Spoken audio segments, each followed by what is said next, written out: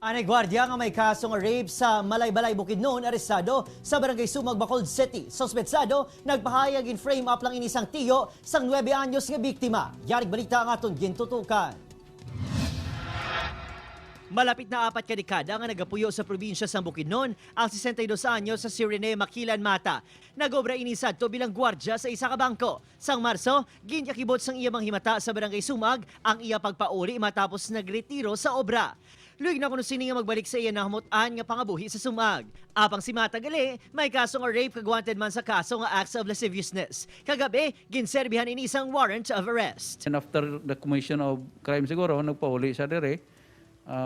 Wala kita kabalo or ang purpose niya ba si Manago. Ginapahayag, isa ka siyam katuig nga batang iya ginimuslan sa Bukidnon. May ginmulasyan man ini sa nagligan niya tuig butang nga may kaso man nga acts of lasciviousness. Apang panindugan ni Mata, ginpato-patuan lang ini sa istorya. Katigulang na sa ako, mangrip ako.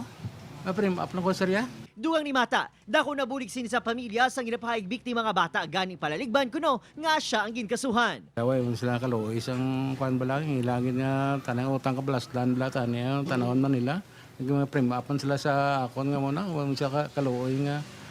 Sa himo na ako sila nga maayo.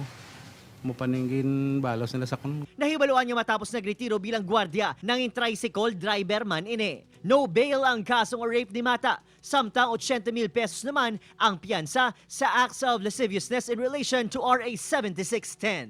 Upod, Kiril Casillo, Adrian Prietos, 1 Western Visayas.